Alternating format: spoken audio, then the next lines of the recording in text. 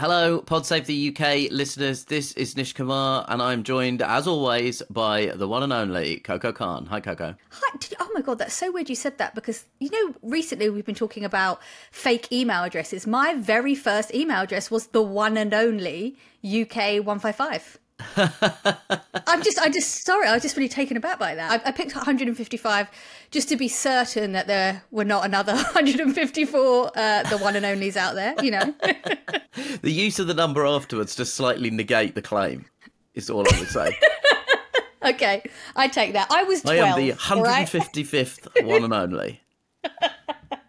They broke the mould and then quickly remade the mould and used it 150 times. Yeah, exactly. I wish you wouldn't point things out like that. That's so annoying. You've ruined my childhood memory. But today's the day of many ruins, isn't it? Yes. Oh, segue. That was a hell of a segue. That was a hell of a segue. It's the afternoon after the by-elections, the three by-elections that we mentioned on the most recent episode of the show. I guess, do you think the Tory party will view this as a victory? Because we were talking about them possibly losing all three. In the event, they've lost two. So they lost Somerton and Frome to the Liberal Democrats and Selby and Ainsty to the Labour Party. They held on to Boris Johnson's old seat of Uxbridge and South Ruislip, where they now hold an enormous, humongous majority of 495 that decisively shows Rishi Sunak's policy of being a bit of an arsehole has cut through. I mean, look, I don't think it's as good for Labour as they might like to claim that it is. And I agree with you that Uxbridge, they won on the ULEZ messaging, right? So apparently there's loads of people in Uxbridge that love cars and love having bad lungs. And that's fine. That is their decision. Yeah, we should just contextualise that briefly. That the ULEZ policy is specifically something that Sadiq, the Mayor of London, has brought in that means if your vehicle doesn't meet the ultra-low emission zone standards within London, that you need to pay a daily £12.50 charge. And it applies to cars, motorcycles, vans and specialist vehicles and also minibuses.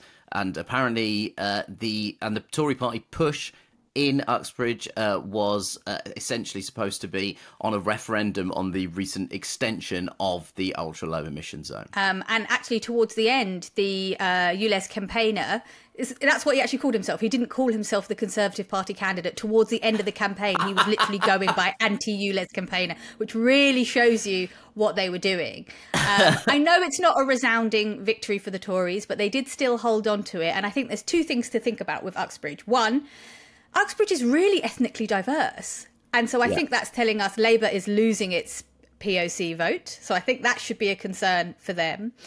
And also, in the conversations we've been having over the past few weeks about whether Labour are giving up on their green policies, I am a bit nervous that the Tories have held on to it by an anti-green agenda, you could say, with this ULEZ policy. And I wonder if it will kickstart Keir into, rolling back even further on his green commitments. Yeah, that is a concern. And I also think that there's a concern in overreacting to something where the margin is now 495.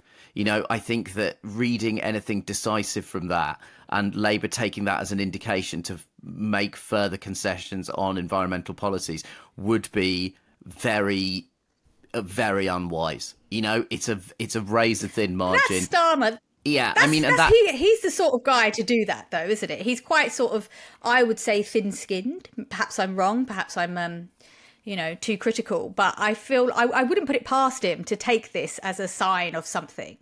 I just think the Green Party candidate got 893 votes, and so you can also spin this as a sense of if Labour had maybe been a bit less equivocal about their green policies, they could have won the 500 or so of those votes that it would have needed to win a majority. So, I think that when the margins are that thin, it is also dangerous to read too much into it. And I think it would potentially be a mistake to take this as an indication that, the Labour Party should now be campaigning for, mandatory diesel vehicles and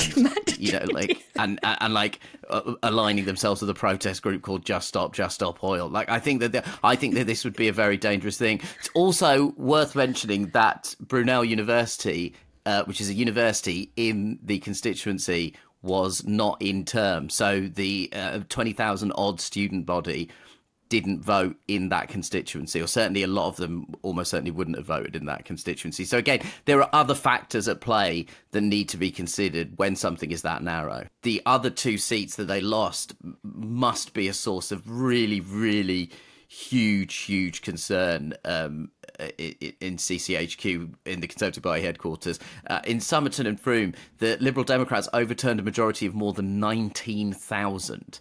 Wow. And Southwest England had been a real stronghold for the Liberal Democrats. Like where Somerton Frome is, that was Lib Dem country until 2015 and the fallout of Nick Clegg's decision to go into coalition with the Conservative Party in 2010.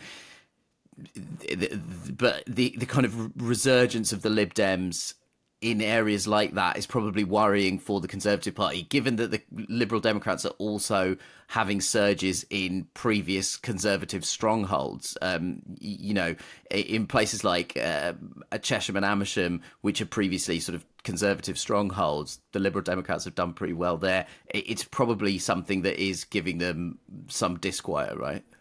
Did you see that? Sorry to bring it down to jokes, but did you see the Lib Dem confetti cannon that they released this morning to celebrate them being back in the Southwest? I'm pretty sure the sign even said Lib Dems back in the Southwest, like the boys are back in town style.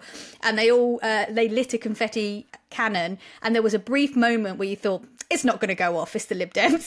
You just really felt it was there, the tension was there in the audience, but it did go off, Nish, and I think that is a sign from the universe. The Liberal Democrats will somehow find a way to do something that snatches defeat from the jaws of victory. That even if they win the by-election, the publicity stunt will be something so embarrassing that it feels like they lost.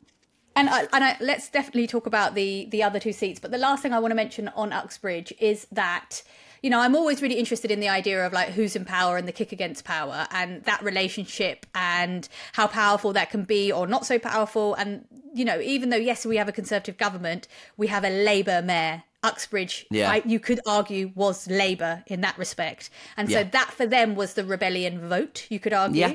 Yeah. I don't know what that means for Sadiq Khan. I don't know what that means for anything else. But I'm sort of telling myself, therefore, that Uxbridge at a general election in the same spirit might kick back another way. I don't know. But also we should talk about probably the sort of standout result of the three, I guess. The Selby and Ainsty Labour Party victory, which is the biggest majority Labour has ever overturned in a by-election. It was a Tory majority of 20,137 that has now been overturned. And, you know, there were more than 4,000 votes in it. It's a 23.7 swing to Labour. And if scaled up nationally, it would the Labour Party would be in government with a colossal majority. I think that it's I guess this will be the one that really spooks the Conservative Party. You know, their one win, they lost in a constituency that they had recently claimed from the Liberal Democrats. They then won on kind of a single issue by a very, very narrow margin. And then they've lost what was considered to be a safe Conservative seat and had been held by the party since its creation in 2010. And it's been won by Junior Keir. The guy's name is Keir Mather. Baby Keir. He's 25 years old. He's like Wes Streeting's protege, apparently, I'm told. So don't let the baby face fool you. there's some political nous there, I think. But he looked very surprised, I thought, in the footage. Yeah, I mean, do you have anything to say other than we're obviously both disgusted that a member of Parliament was born in 1998, and we probably shouldn't really dwell on that for too long. But I mean, you know, he's young, but he has been in the political system for a really long time, which is weird. Like, I mean, I don't know how I feel about that in general. I think children should be free to play and not be watching Question Time. But I'm sure that was his choice. But, you know, I think that it's kind of amazing that we have young people in Parliament to represent those issues that so regularly aren't heard. As you know, we had Mary Black on last week. Yeah. I also am just delighted for this Selby result. Like, I don't know, would you count Selby as rural or semi-rural? It's a place that Labour traditionally wouldn't win, right? And so this is great. This is incredible. I know that the guy before, Nigel Adams, and I think this is fine to say, was a bit of a dick. And like when he left, he was acting like a bit of a dick. So like, you know, it's so hard to tell with these things. Like, does it mean that Labour can succeed in these places? Or again, is it that Nigel Adams was such a dick? And look at Keir's little lovely face, you know, is it as simple as that? You know, a fresh start, fresh young blood, but, you know, very smart, clearly been doing it for a while. Like I say, he's the protege of West Streeting. It's definitely something that Keir the Elder will be celebrating in terms of Keir the Younger? Is that what we're going with? Yeah, Keir the Younger's nice. I like Keir the Younger's right. Keir Junior feels patronising. Keir Junior does feel patronising. So let's do Keir the Elder, Keir the Younger. You're right. We should. The note of caution we should add for the Labour Party is that basically it certainly externally we can't possibly know someone's motivation, but it certainly externally looks like Nigel Adams thought he was going to be on Boris Johnson's peerages list. He didn't make the list, and so he quit in a hissy fit. And so this obviously, if you extrapolate this out, this suggests a massive win for the Labour Party on a general election. But we should also be clear that I imagine a lot of his constituents thought, you know what, you can go fuck yourself. You're such a dick, Nigel. You're such a dick. But on the bright side, right, if people vote Labour because their Tory MP is a dick, we're sewn up. Like, they're all such massive dicks. Yeah. Yeah, so you know, maybe this is good news for the Labour Party after all. But I mean, listen, it's definitely a historic win. It's a massive majority overturned, and the one thing we can be absolutely and completely certain of is people fucking hate the Conservative Party, and people in Britain are reaching the absolute end of their tether with this iteration of the Conservative Party, and I'm not sure that holding on to a seat by 495 votes when your candidate was trying to avoid using the words "I am a member of the Conservative Party" can be considered a resounding victory for the current, at time of recording, Prime Minister. And literally, as we're recording this, I've just read that Keir Starmer has called on Sadiq Khan to reflect on the implementation of the ULEZ extension. He said, we didn't take it. That's referring to we didn't win the seat in 1997 when we had a landslide Labour victory. And ULEZ was the reason we didn't win there yesterday. We know that. We heard that on the doors, and we've all got to reflect on that, including the mayor. And when asked what reflect meant, he said, we've got to look at the result. The mayor needs to reflect, and it's too early to say what should happen next. So that is very much Keir Starmer getting in early by going, well, this is someone else's fault, and I refuse to consider whether that might be mine. So, fuck you, Sadiq Khan. Like that was.